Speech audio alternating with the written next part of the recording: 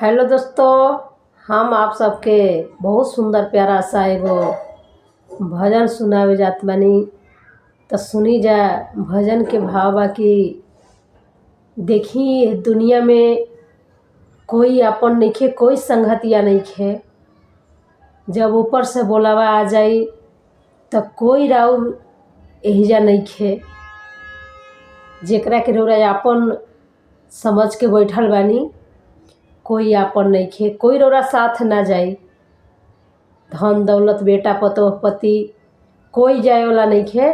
तो सुनी भजन के भाव का बा। अगर अच्छा लगी तो कमेंट में बताइब जा।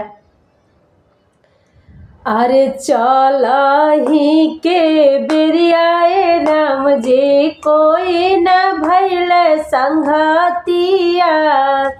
चलही के बेरियाए राम जी, कोई न भइल संगतिया। कोई न भइल संगतिया राम जी, कोई न भइल संगतिया। कोई न भइल संगतिया राम जी, कोई न भइल संगतिया। चलही के बेरियाए राम जी, कोई न भइल संगतिया। चलही के बेरियाए राम जी, कोई न भइल संगतिया। अरे सासो के कैनी ससुर जी के कैनी, उहो न भइल संगतिया। सास के कैनी ससुर जी के कैनी, उहो न भइल संगतिया। अरे भरल सभा में सिंदूर डलले, उहो न भइल संगतिया। जे भरल सभा में सिंदूर डलले, उहो न भइल संगतिया। चलही के बेरियाए राम जी, कोई न भइल संगतिया। चलही के बेरियाए राम जी, कोई न भइल संगतिया।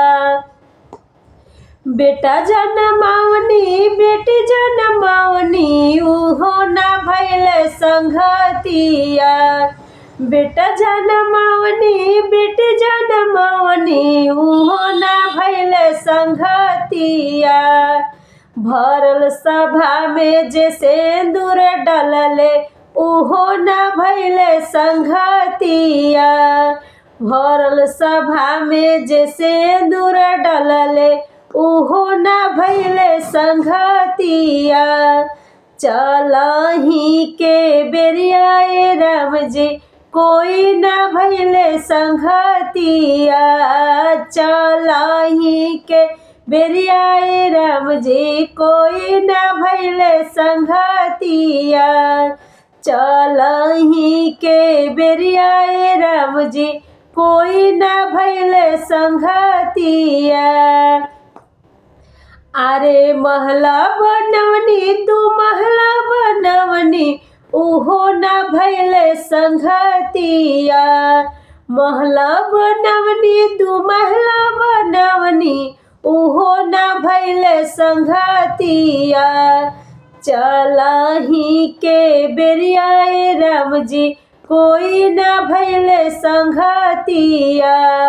चलही के बेरियाए राम जी, कोई न भइल संगतिया। चलही के बेरियाए राम जी, कोई न भइल संगतिया।